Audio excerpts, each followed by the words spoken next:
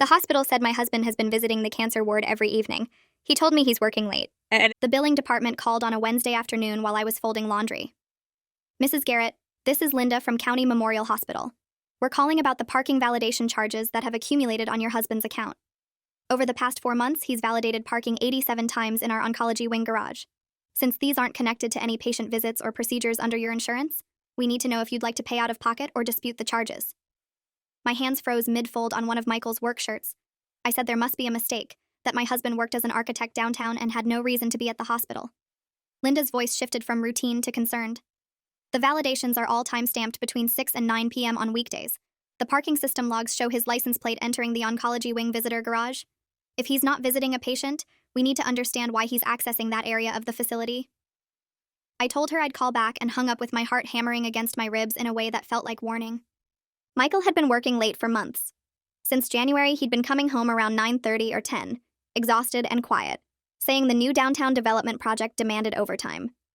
He'd shown me architectural renderings, talked about difficult clients and permit issues, brought home takeout containers from restaurants near his office. Everything about his story had been consistent and believable. I'd never questioned it because we'd been married 8 years and I trusted him completely. But now I was staring at his freshly folded shirt and realizing I had no idea where my husband was spending 3 hours every evening. The oncology wing, cancer ward, visiting someone sick enough to be in that unit, someone he'd never mentioned to me, someone he was seeing every single weekday for 4 months straight. The mathematics of deception were adding up to conclusions I didn't want to reach. I called his office. Garrett Architecture, this is Denise. Michael's assistant had a voice I recognized from company holiday parties. Hi Denise, it's Claire. Is Michael available? A pause that lasted 1 second too long. He's not in the office right now. Can I take a message? I kept my voice casual despite the anxiety clawing at my throat. Do you know what time he'll be back? I need to ask him about dinner plans. Another pause. Mrs. Garrett, Michael usually leaves around 5:30. He's been keeping regular hours lately. The big project wrapped up in March, so things have been pretty quiet. My vision tunneled. Right, of course. I must have confused his schedule. Thanks, Denise. I hung up before she could hear my voice break. Michael had been lying to me for months, leaving work at 5:30 and not coming home until 10. 4.5 hours unaccounted for. 87 visits to a cancer ward. Someone was dying, and my husband was there every evening while telling me he was working late. The obvious conclusion was an affair. Some woman in the oncology wing, a patient or a nurse or a doctor, someone Michael was visiting under the guise of work obligations. But that didn't fit the pattern. 87 visits over 4 months meant he was going every single weekday without fail. That wasn't the behavior of a casual affair. That was the behavior of someone deeply committed to being present for something. Someone keeping vigil. I felt sick thinking about Michael sitting beside another woman's hospital bed, holding her hand, being the support person he should be for me. But we weren't sick. Our life was healthy and stable. We'd been trying for a baby for 2 years without success, but that was our only struggle. Everything else had been fine. Hadn't it? I replayed the past 4 months looking for signs I'd missed. Michael had been quieter, more withdrawn. He'd been tired constantly. I'd attributed all of it to work stress. Now I wondered what else I'd been blind to. I needed information. I called the hospital back and asked for the oncology wing nurses station. A woman answered with professional warmth. 4th floor oncology. This is Nurse Patricia. How can I help you? I took a breath and lied. Hi, my name is Claire Garrett. My husband Michael has been visiting someone in your unit, and I'm trying to find out which patient so I can send flowers. He's been going every evening, but he's been so busy he forgot to mention the room number. Patricia's voice became careful. I'm sorry, but I can't provide patient information to callers. If your husband is visiting someone, he would need to give you that information directly. I tried another approach. I understand privacy rules, but I'm his wife. Can you at least tell me if there's a patient under the name Garrett? Maybe a family member? A longer pause. Ma'am, I really can't discuss our patients. But if your husband has been visiting regularly, our volunteer coordinator might be able to help. Let me transfer you. The volunteer coordinator's name was Tom, and his voice carried the gentle authority of someone who'd dealt with complicated family dynamics. Mrs. Garrett, I can confirm that your husband has been volunteering in our oncology wing since January. He comes every weekday evening from 6 to 9. He's been working with one of our long-term patients who doesn't have family in the area. My breath caught. Volunteering? What kind of volunteering? Tom seemed to choose his words carefully. He visits with a patient, reads to them, talks with them, keeps them company during evening hours when most patients are alone. It's one of our most valuable volunteer roles. This particular patient has been with us for several months, and your husband has been remarkably consistent in his support. I felt reality tilting. Who is the patient? Tom's voice was apologetic. I can't disclose that without the patient's permission. But your husband has been a godsend for someone going through a very difficult time. You should be proud of his compassion. I wasn't proud. I was furious and confused and terrified. Michael had been spending 3 hours every evening with a dying stranger and hadn't told me. He'd lied about working late. He'd hidden this entire part of his life from me for 4 months. Why? What possible reason could he have for volunteering at a cancer ward in secret? The deception felt worse than an affair because at least an affair would make sense. This was something else entirely. Something that suggested my husband was living a double life I couldn't begin to understand. I needed to confront him, but I also needed more information. I couldn't walk into this conversation blind. I called my best friend Rachel and asked if I could come over.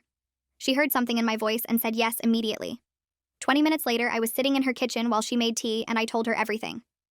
Michael's been lying to you for 4 months, Rachel said slowly, processing. He's not having an affair. He's volunteering at a cancer ward, every single evening. I don't know which is worse, I said, my hands wrapped around a mug I wasn't drinking from. At least an affair I could understand.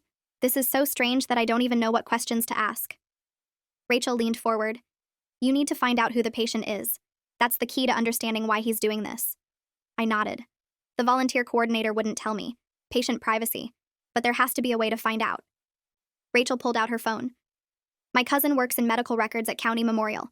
Let me text her and see if she can help without breaking too many rules. 10 minutes later, Rachel's phone buzzed with a response. She read it, and her expression changed to something between shock and pity. Claire, my cousin looked up the records. There's only one long-term oncology patient who's been there since January with no family visitors, except one consistent volunteer matching Michael's description. She turned her phone toward me. The patient's name is Daniel Garrett. He's 24 years old, stage 4 leukemia. The name hit me with physical force. Daniel Garrett, Michael's last name. A 24-year-old with leukemia and no family visitors.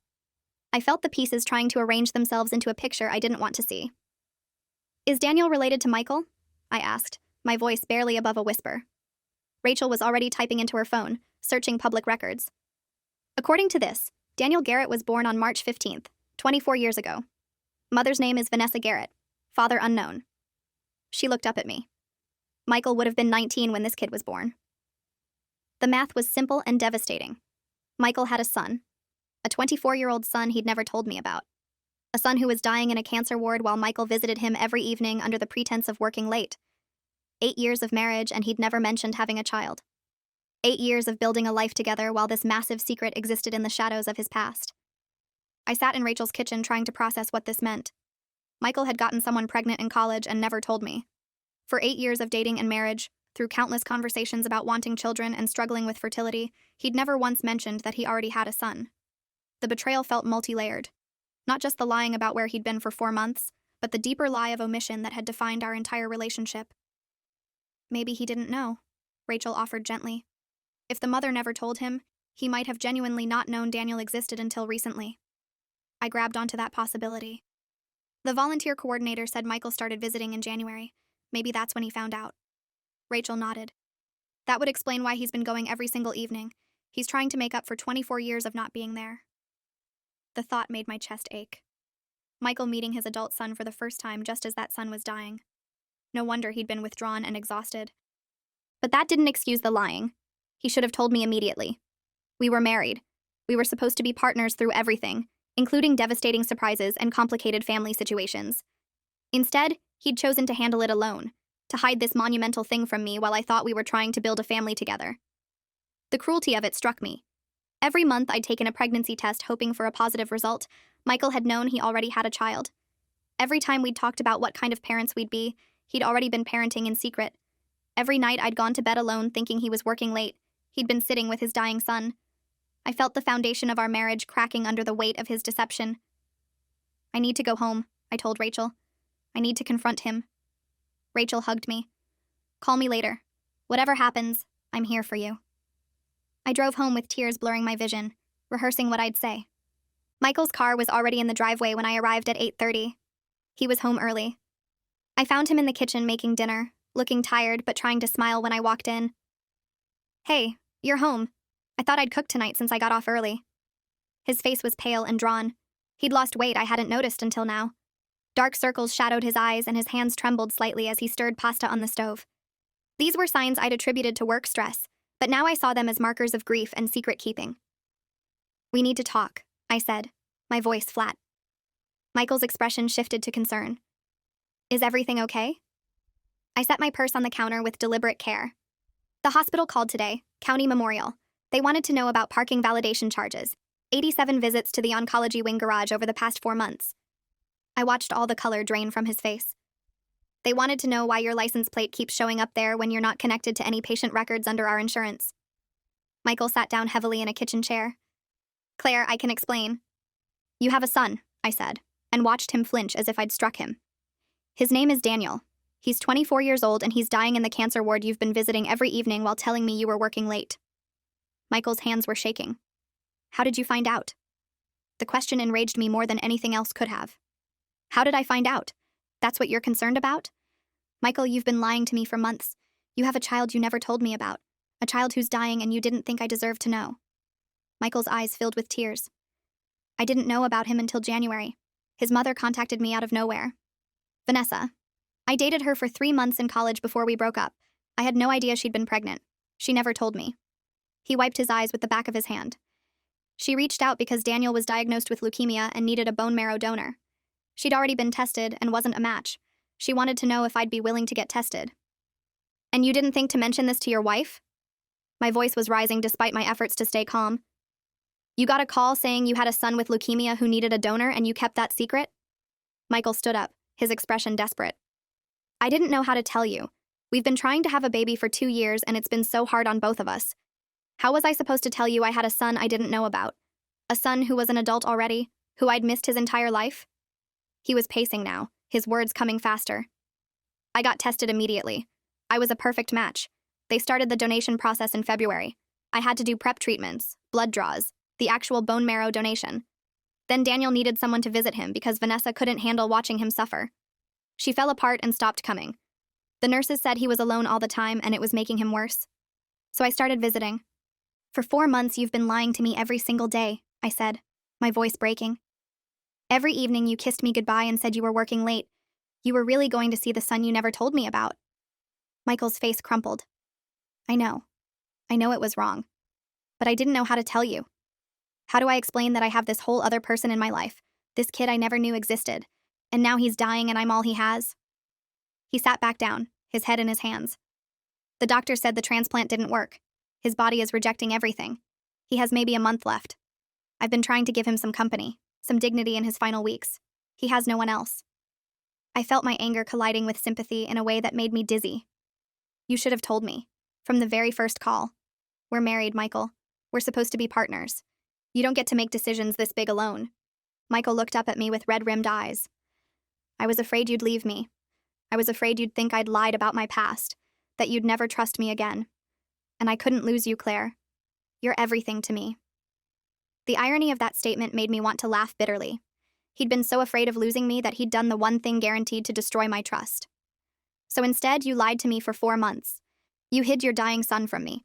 You made me feel crazy for thinking something was wrong when I knew you were pulling away. Do you understand how much worse the lying makes this?" Michael nodded, tears streaming down his face. "I do now. I just kept thinking I'd tell you after he passed. I'd explain everything and ask for forgiveness and hope you'd understand why I protected you from this pain." The twisted logic of it made me want to scream. "Protected me? Michael, I'm your wife. I'm supposed to help carry your pain. That's what marriage means." I took a shaky breath. "I want to meet him. I want to meet Daniel." Michael's expression shifted to surprise. "You want to meet him?" I nodded, my own tears starting now. "He's your son. He's dying. I should have been there supporting both of you through this. I can't change the past 4 months, but I can be there for whatever time he has left." Michael reached across the table and took my hand. "Claire, I don't deserve you." I pulled my hand back. "You don't get to be forgiven yet. I'm still furious with you. But Daniel doesn't deserve to die alone, and you don't deserve to carry this grief by yourself, even if you thought you did." I stood up. "We're going to the hospital right now. You're going to introduce me to your son. And then you and I are going to have a much longer conversation about trust and honesty and whether our marriage can survive this betrayal." Michael stood quickly, grabbing his keys. "Thank you." Thank you for being willing to meet him. I followed him to the car, my mind spinning with everything I didn't know yet. The drive to County Memorial was silent, except for the sound of Michael crying quietly. I kept my eyes on the road, trying to organize my thoughts. In less than an hour, I'd gone from thinking my husband might be having an affair to learning he had a dying son I'd never known existed. The emotional whiplash was overwhelming. Part of me wanted to scream at Michael for every lie he'd told. Part of me wanted to comfort him because he was clearly devastated. Part of me was already grieving for a stepson I'd never met. All these feelings competed for dominance while I sat rigid in the passenger seat trying to hold myself together. Michael parked in the oncology wing garage, and I saw the validation station he'd been using for months, the mundane evidence of his deception. We took the elevator to the 4th floor, and I recognized Patricia's voice at the nurse's station. She looked up and smiled at Michael before noticing me beside him. "Michael, you're early tonight. And you brought someone." Her expression suggested she knew exactly who I was. Michael's voice was strained. "Patricia, this is my wife Claire. I'd like her to meet Daniel." Patricia's expression shifted through several emotions before settling on professional warmth, tinged with something that looked like relief. "Of course. Room 412. Daniel had a difficult afternoon, but he's awake now. I'm sure he'll be glad to see you both." The way she said both suggested Daniel had asked about me before. We walked down a hallway that smelled of antiseptic and illness, past rooms where other families were keeping vigil over their own dying loved ones. The oncology wing had a particular atmosphere of quiet desperation that made my skin crawl. Michael stopped outside room 412 and turned to me. "He knows about you. I've talked about you constantly. He's been asking to meet you for weeks, but I kept making excuses." The revelation that Daniel had wanted to meet me while Michael prevented it added another layer of hurt. I didn't respond, just pushed open the door and stepped inside. Daniel was propped up in bed, thin to the point of frailty, with the pallor of someone whose body was shutting down. But his eyes were Michael's eyes, the same deep brown with the same shape. He was bald from chemotherapy, his arms tracked with IV lines and bruises from countless needle sticks, his frame skeletal under the hospital gown. When he saw Michael, his face lit up with genuine joy that made my heart crack. "Dad, you're early." The word dad seemed to cost him effort, but he said it with unmistakable pride and love. Then he saw me, and his expression became cautious, guarded. "Is this Claire?" Michael moved to Daniel's bedside with the ease of someone who'd done this many times. "Daniel, this is my wife. She wanted to meet you." I stepped forward, forcing myself to smile despite the turmoil inside. "Hi, Daniel. It's nice to finally meet you." Daniel studied me with an intensity that felt like judgment, his eyes searching my face for something I couldn't identify. "Finally?" Daniel's voice was weak but sharp. "Did Dad tell you about me then?" I glanced at Michael before answering honestly. "I found out today, through an accident with hospital billing." Daniel's expression hardened, and he looked at Michael with something between disappointment and resignation. "You still hadn't told her, even after I begged you to." Michael's face flushed with shame. "Daniel, I was trying to protect her." Daniel's laugh was bitter and weak, ending in a cough that shook his frail body. "You were protecting yourself, Dad. Don't pretend otherwise." He turned back to me with effort. "I'm sorry you had to find out this way. I'm sorry my existence has complicated your life." The raw pain in his voice made me move closer to his bed without thinking. "You haven't complicated anything. My husband's lies complicated things. But you're not a complication. You're his son." Daniel's eyes filled with tears. "He's told me so much about you, about your marriage, your house, your life together, about how you've been trying to have a baby."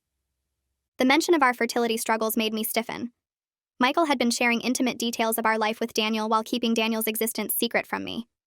The asymmetry of it felt like another betrayal. "He talks about you all the time," Daniel continued, his voice getting weaker. "About how smart you are, how kind, how you make him laugh, about how you're the best thing that ever happened to him." He coughed again, harder this time, and Michael quickly held a cup of water with a straw to his lips.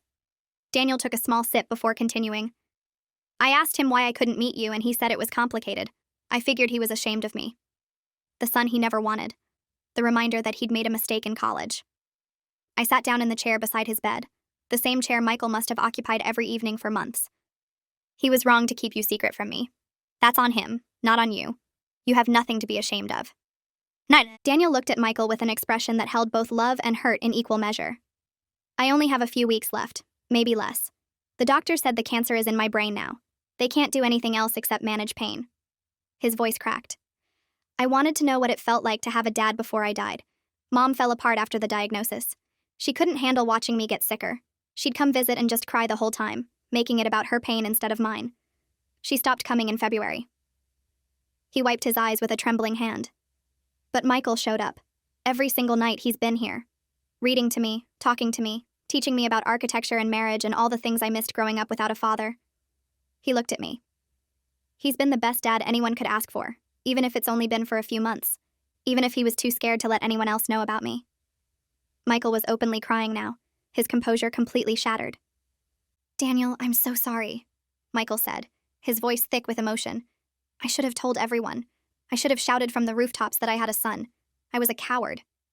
Daniel reached for Michael's hand with obvious effort. "You're here now. That's what matters. You've been here every night when everyone else disappeared. That counts for something." I watched them together and felt the anger I'd been holding start to transform into something more complicated. Michael had handled this terribly. The lying was unforgivable. But watching him with his dying son, I could see the genuine love and grief there. He'd been trying to be present for Daniel while protecting me from pain, and in doing so had created a worse betrayal than if he'd just told the truth from the beginning. But this moment, this connection between father and son, was real and precious, and running out of time. "Daniel," I said, making a decision I wasn't sure I could keep. "I'm going to be visiting you too from now on, if that's okay with you." Daniel looked at me with surprise. "You'd do that? Even though you just found out about me? Even though this must be horrible for you?" I thought about my answer carefully. "Michael is my husband. You're his son. That makes you family. And family doesn't abandon each other, even when things are complicated and painful." It was what I wanted to believe, even if I wasn't sure I felt it yet. Daniel's tears fell faster. "Thank you. I don't have much time left, and I don't want to spend it alone." Patricia came in to check Daniel's vitals and adjust his pain medication.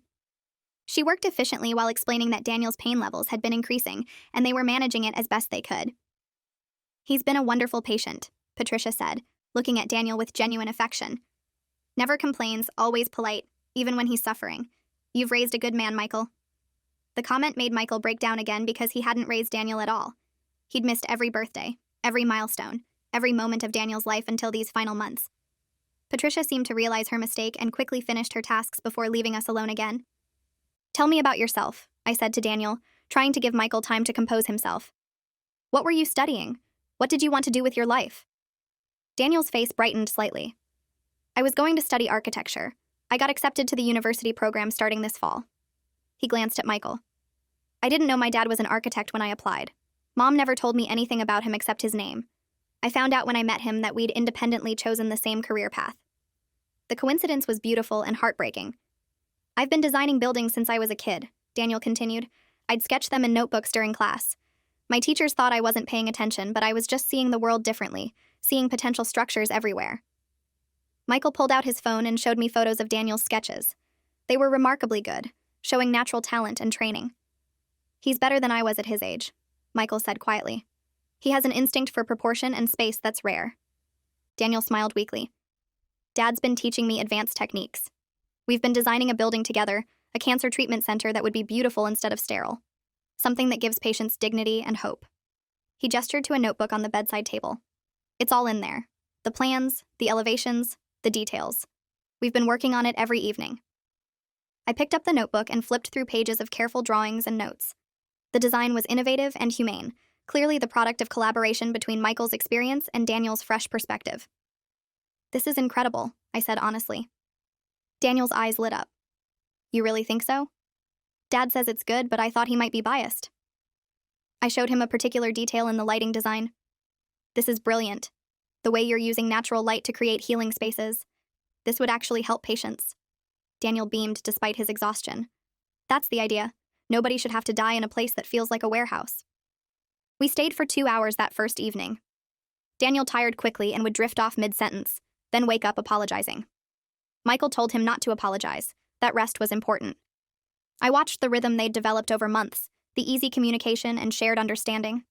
Michael knew when to adjust Daniel's pillows, when to offer water, when to just sit quietly.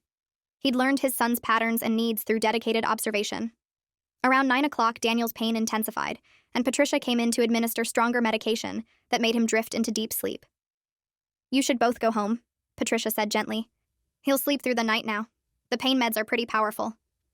Michael hesitated, clearly reluctant to leave. I usually stay until he's fully asleep. Patricia smiled. He's asleep now, Michael. And I think you and your wife need to talk. She was right. Michael and I left the hospital and drove home in heavy silence. At home, we sat in the living room and I made Michael tell me everything from the beginning. He described getting Vanessa's call in January, the shock of learning he had a son, the immediate testing for bone marrow compatibility. I was a perfect match, Michael said. 10 out of 10 markers. The doctor said it was rare to find such a perfect match outside of siblings. He explained the donation process, the medications to stimulate bone marrow production, the extraction procedure that had left him sore and tired for weeks. I told you I had the flu in February. That was actually recovery from the donation. Another lie added to the pile. The transplant didn't work, Michael continued. Daniel's body started rejecting my marrow within weeks. They tried immunosuppressants and other interventions, but nothing stopped the rejection. By March, the doctors said he had maybe 6 months left. Michael's voice broke. That's when Vanessa stopped coming. She said she couldn't watch him die. She just disappeared, left him alone in that hospital. So you stepped in, I said, trying to understand his choices. Michael nodded. The nurses told me he was depressed and withdrawn. He'd stopped talking, stopped eating, just lay there waiting to die. So I started visiting every evening after work. At first, I didn't know what to say to him. He was my son, but also a stranger. A 24-year-old adult I'd never known. He wiped his eyes. But we started talking about architecture and we connected over that. Then we started talking about everything else. His childhood, his mother's struggles with addiction, his 3 jobs putting himself through community college, his dreams for the future he won't have. Michael looked at me with devastation in his eyes. Every evening I learned more about this incredible person I'd helped create but never knew. And every evening I fell more in love with my son while knowing I was about to lose him. Why didn't you tell me? I asked for what felt like the 100th time. After the first visit, after you realized what was happening, why didn't you come home and tell me? Michael was quiet for a long moment. Because telling you would make it real. Telling you would mean admitting that I had a son who was dying, that I'd missed his entire life, that I was about to experience a grief I couldn't even begin to process. He looked at his hands. And because I was ashamed. Ashamed that I'd gotten someone pregnant in college and didn't know. Ashamed that my son had suffered through a difficult childhood while I lived comfortably. Ashamed that I was failing as a father even though I'd never had the chance to be one. His reasoning was broken and selfish, but I could see the fear underneath. Every time I wanted to tell you, I'd think about how we've been trying to have a baby. How every negative pregnancy test breaks your heart. How was I supposed to tell you I already had a child while you're desperate to become a mother? The twisted logic of it made me furious again. So you thought lying was better? You thought keeping your dying son a secret while I mourned every failed pregnancy was the compassionate choice? Michael shook his head. I wasn't thinking clearly. I was just surviving, day by day, trying to be there for Daniel while maintaining some normalcy at home. I told myself I'd tell you after he died, that waiting would spare you the pain of watching him deteriorate. I stood up, too agitated to sit. That's not your decision to make. You don't get to decide what pain I can handle. We're married. We're supposed to face difficult things together. Michael stood too, his expression desperate. I know that now. I know I was wrong. But in the moment I was drowning and I made terrible choices. I'm not asking you to forgive me. I just need you to understand why I did what I did. I wanted to understand, but the betrayal was too fresh and too deep. I need space, I told him. I need time to process this without you hovering and asking for forgiveness. Michael nodded, looking defeated. I'll sleep in the guest room. Take all the time you need. He started to walk away, then turned back. Thank you for being willing to visit Daniel. It means everything to him, to both of us. I didn't respond, just watched him climb the stairs with his shoulders slumped. Alone in the living room, I let myself cry properly for the first time all day. I cried for the marriage I thought I had that turned out to be built on lies. I cried for Daniel, dying at 24 without having experienced most of his life. I cried for Michael, meeting his son just in time to lose him. And I cried for myself, discovering I was a stepmother to a young man I'd barely had time to meet. The grief was complicated and multi-layered, and I had no idea how to process it. I barely slept that night. My mind kept cycling through everything I'd learned, looking for signs I should have caught earlier.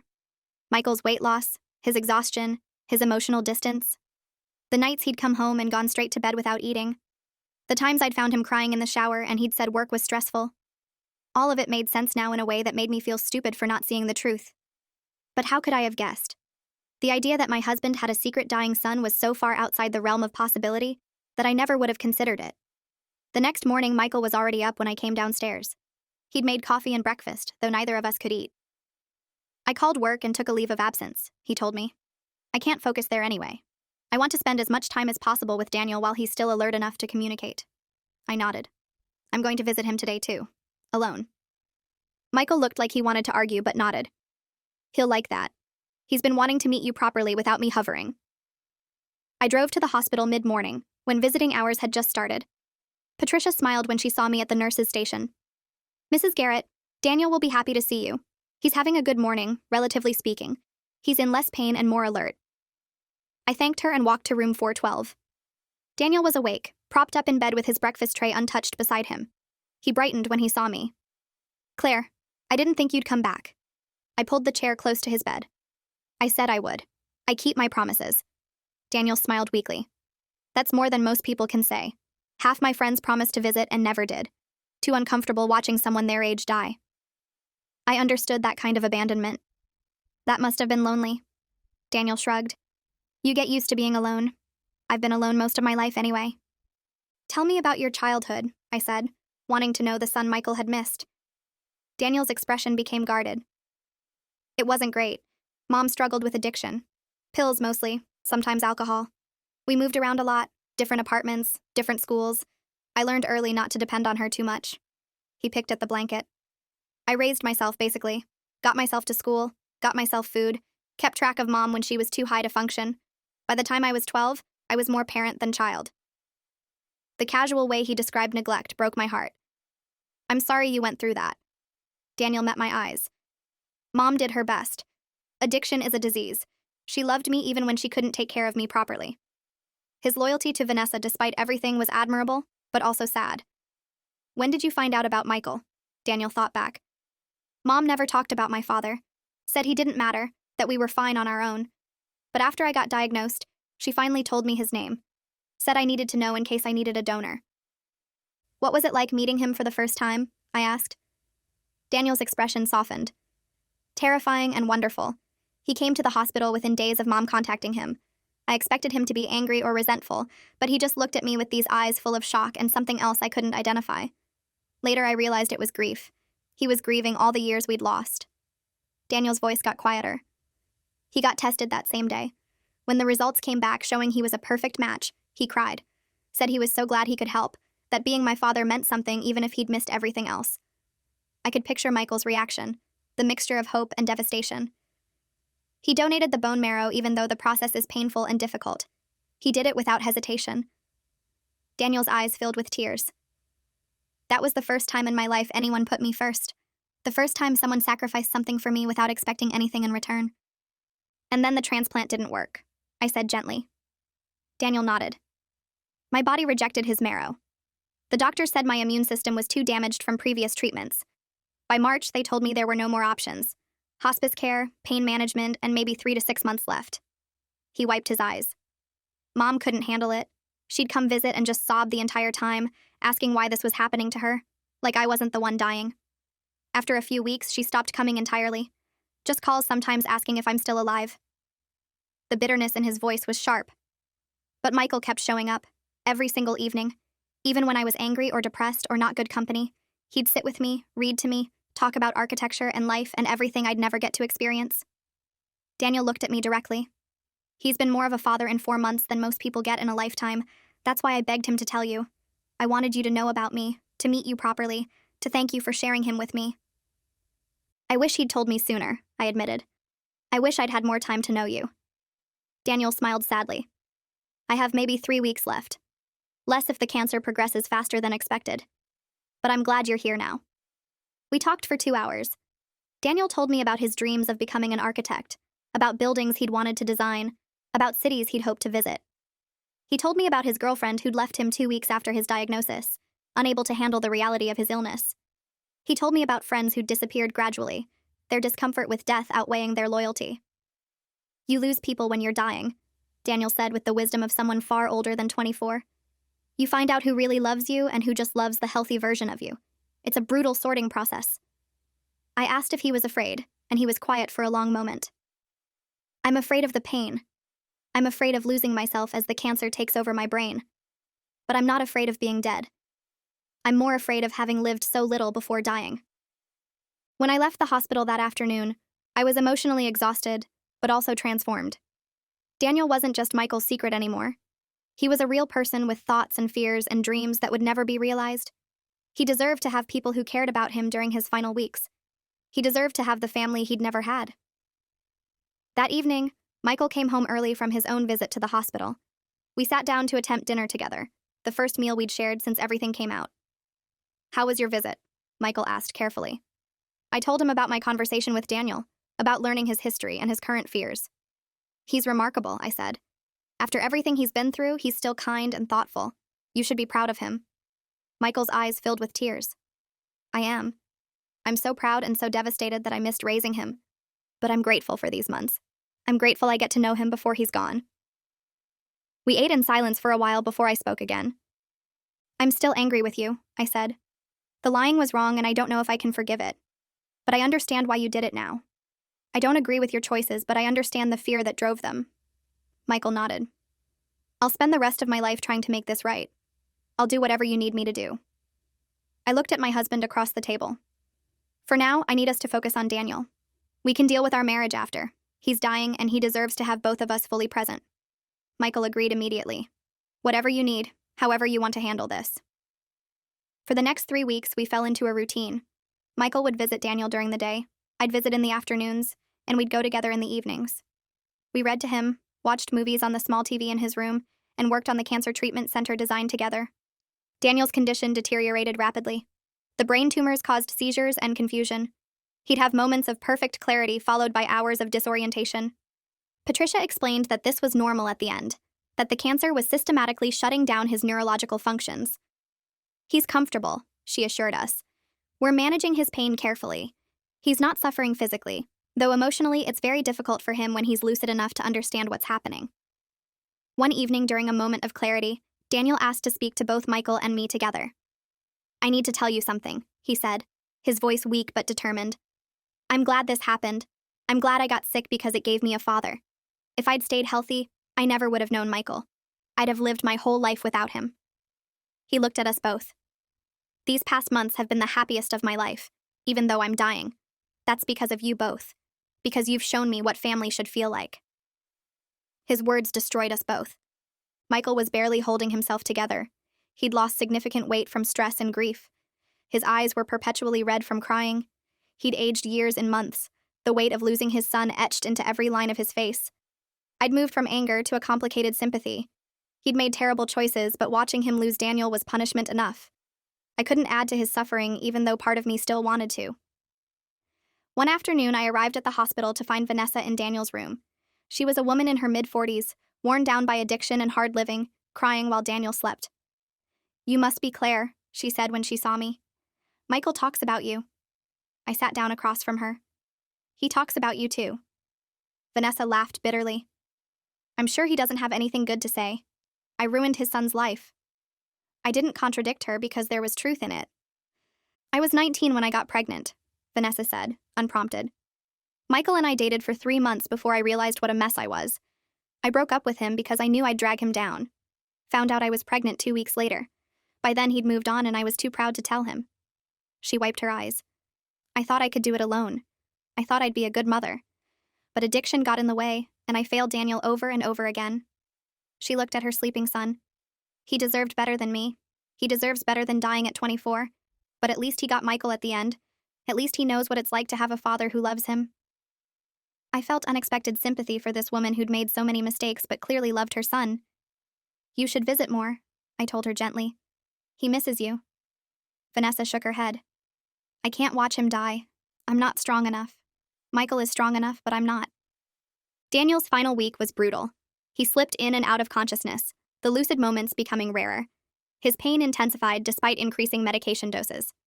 Patricia explained they were approaching the limits of what they could do for pain management without sedating him completely. "We'll keep him comfortable," she promised, "but the end is very close now." Michael and I spent every possible moment at the hospital. We'd take turns sitting with Daniel, holding his hand, talking to him even when he didn't respond. The nurses said hearing was the last sense to go, that he could likely hear us even when he seemed unconscious.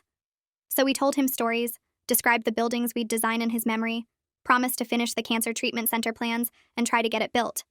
We told him he was loved and valued, and that his life mattered even though it was ending too soon. On a Friday evening, Daniel woke up with sudden clarity, his eyes focused on Michael with perfect awareness. "Dad," he whispered. Michael leaned close, clutching Daniel's hand. "I'm here, son. I'm right here." Daniel's smile was peaceful. "Thank you for being my father, even if it was only for a little while." Michael's tears fell onto Daniel's hand. "Being your father was the greatest privilege of my life. I'm so sorry I missed the rest of it." Daniel's eyes moved to me. "Take care of him, Claire. He needs you. Don't let him forget me, but don't let this destroy him either." I promised through my own tears. "I won't. I promise." Daniel's expression relaxed. "I'm not afraid anymore. I got to know my dad. I got to have a family. That's enough." His eyes closed and his breathing slowed. The heart monitor's steady beat began to slow. Patricia came in quietly, checked his vitals, and shook her head gently. "It won't be long now." We sat on either side of Daniel's bed as his breathing became more labored, more irregular. The spaces between breaths grew longer. Michael was sobbing, his hand clutching Daniel's, telling him over and over that he loved him. I held Daniel's other hand, this young man I'd barely known but already loved. At 7:30, Daniel took a final shallow breath and didn't take another. The heart monitor flatlined with a sound that would haunt me forever. Patricia came in to officially pronounce the time of death. Michael collapsed against Daniel's bed, his grief so raw and physical that it scared me. I held my husband while he said goodbye to the son he'd barely known, while nurses disconnected monitors and machinery, while the room became unbearably quiet. We stayed for over an hour before finally leaving.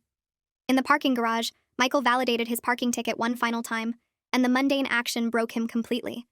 He sat in the driver's seat unable to move, sobbing until he had nothing left. I drove us home. Michael was catatonic with grief, staring out the window without seeing anything. At home, he went straight to our bedroom and collapsed on the bed fully clothed.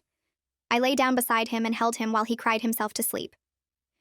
Over the next days, we planned Daniel's funeral. Vanessa was too distraught to help much, so Michael and I made most decisions. We chose a simple service that emphasized Daniel's life rather than his death, his dreams rather than his illness. We displayed his architectural sketches and included the design for the cancer treatment center. Michael gave a eulogy that had everyone crying, talking about the remarkable young man his son had been, about Daniel's courage and kindness, about the gift of knowing him even briefly. He spoke honestly about the regret of missing 24 years and the gratitude for the 4 months they'd had. Vanessa spoke briefly, apologizing to Daniel's memory for her failures and thanking Michael for being the parent she couldn't be. After the funeral, people offered condolences, and many of them were confused about the timeline, about how Michael had a 24-year-old son they'd never heard of. Michael didn't hide the truth anymore. He told anyone who asked that he'd found out about Daniel shortly before he died, that he'd been keeping it secret, that he'd failed his son and his marriage through his lies. Some people were sympathetic, others judgmental. Michael accepted all reactions without defensiveness, owning his mistakes publicly. In the weeks after Daniel's death, Michael fell apart completely. He took extended leave from work and spent days sitting in Daniel's former hospital room, which the staff kindly allowed him to access before reassigning it. He went through Daniel's belongings, which fit in 2 boxes, a lifetime reduced to some clothes, a few books, his architectural notebooks, and his phone. Michael went through everything obsessively, reading Daniel's journals, looking at photos, watching videos Daniel had saved. I watched my husband grieve and tried to support him while processing my own complex emotions. I was grieving Daniel even though I'd barely known him. I was grieving the family we could have been if Michael had told the truth earlier. I was grieving the trust in my marriage that felt irreparably damaged. And I was still angry, though the anger felt hollow now in the face of Michael's obvious devastation. Our marriage existed in a strange limbo. We lived in the same house but slept in separate rooms. We were polite but distant, connected by shared grief, but separated by the lies that had caused it.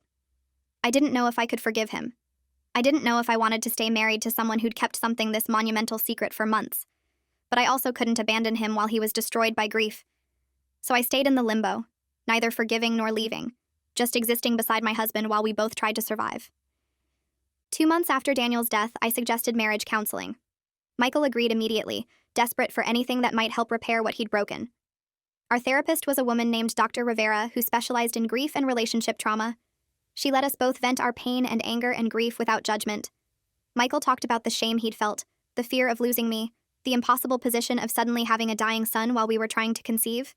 He talked about the guilt of missing 24 years and trying to compress fatherhood into 4 months of hospital visits.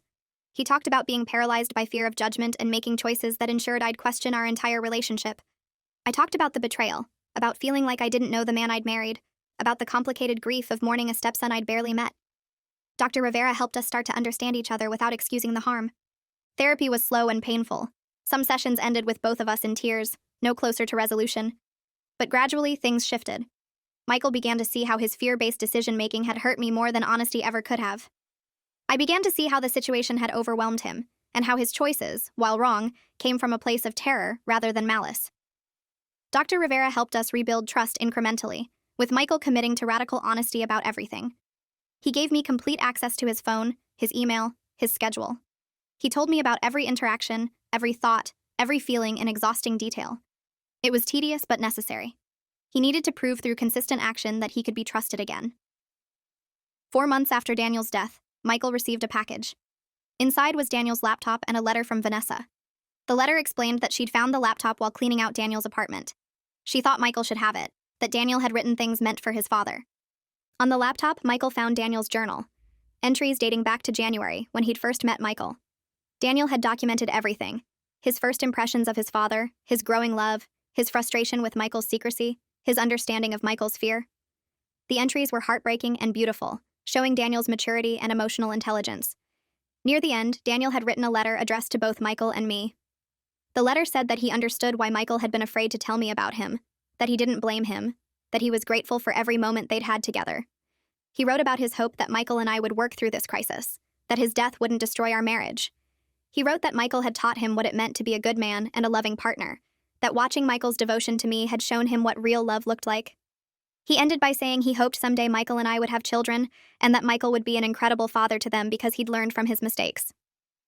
Reading Daniel's letter together, Michael and I both cried. The forgiveness Daniel offered Michael from beyond the grave felt undeserved but powerful. If Daniel could forgive his father for missing his entire life, maybe I could forgive Michael for lying about knowing him. It didn't happen immediately, but Daniel's words shifted something in me. In therapy the next week, I told Dr. Rivera I wanted to try to forgive Michael, not because he deserved it, but because holding on to the anger was destroying me too. Dr. Rivera warned that forgiveness was a process, not a decision, that there would be setbacks and difficult moments. But she also said that choosing to work toward forgiveness was a sign of strength, not weakness. Michael committed to earning back my trust every single day for as long as it took. He started seeing his own therapist to process his grief and guilt. He joined a support group for bereaved parents. He threw himself into healing work. 6 months after Daniel's death, Michael returned to work part-time. He'd lost clients during his absence but didn't seem to care about rebuilding his business. Instead, he started working with a nonprofit that designed affordable housing for families in crisis. He said he wanted to do work that mattered, that honored Daniel's memory. He donated Daniel's architectural sketches to the nonprofit, and they used Daniel's designs as inspiration for several projects. Seeing Daniel's vision come to life in buildings that helped people gave Michael a sense of purpose beyond grief. He also started volunteering at a foundation that supported young adults with cancer, providing companionship and advocacy for patients without family support. He said he couldn't save Daniel, but he could help others in Daniel's situation. Every week, he'd visit patients at County Memorial, sitting with them during their loneliest hours. I watched Michael transform his grief into service, and saw a version of him I'd never known before. The lying and deception had been terrible, but this crisis had also revealed depths of compassion and dedication I hadn't seen in our comfortable life before. 8 months after Daniel's death, I moved back into our bedroom. It felt like a monumental step, an acknowledgement that I was choosing to stay in this marriage despite everything. Michael cried when I told him, saying he'd never take my presence for granted again. We started slowly rebuilding intimacy, both emotional and physical. It was different than before, weighted with everything we'd been through, but also somehow deeper. A year after Daniel's death, on the anniversary of the day he died, Michael and I visited his grave together. We brought flowers and stood in silence, both remembering the brief time we'd had with him. "I wish I'd told you from the beginning," Michael said quietly. "I wish I'd trusted you enough to share this." "I wish you had too," I admitted, "but I'm trying to understand why you didn't." Michael turned to me. "Can you ever really forgive me?" I thought about the question carefully. "I'm working on it. Some days are easier than others. But I'm here. That has to count for something." Michael took my hand. It counts for everything. 2 months later, I got pregnant. We'd resumed trying for a baby after months of counseling about whether we were ready, whether our marriage was stable enough. When the test showed positive, we both cried, but the tears were complicated. Joy mixed with grief for Daniel, who wouldn't meet his sibling. Hope mixed with fear that this pregnancy would somehow be tainted by everything we'd been through. Michael was terrified the entire pregnancy, convinced something would go wrong as punishment for his lies. But our daughter was born healthy 9 months later. We named her Daniela, a feminine version of Daniel's name, and Michael sobbed holding her in the hospital, saying he wished Daniel could have met his baby sister. When Daniela was a few months old, we told our families everything about Daniel. Some people had known parts of the story, but we shared the complete truth now without hiding or shame. We showed them photos of Daniel, told them about his life and dreams, explained Michael's months of secrecy. The reactions were mixed. Some people understood Michael's fear and sympathized with his impossible situation. Others were angry that he'd lied, that he'd kept his son secret even from close family. Michael accepted all responses without defending himself, owning his mistakes fully. 3 years after Daniel's death, our marriage is different than it was before. The easy, naive trust is gone, replaced by something harder earned but potentially stronger. Michael has proven through consistent action that he can be trusted now. There haven't been any more secrets, any more lies. He's been almost aggressively transparent about everything, sometimes oversharing in his desperation to prove he's changed.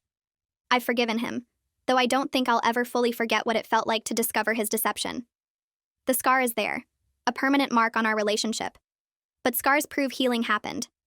We survived something that destroys most marriages. Michael's volunteer work with young cancer patients continues.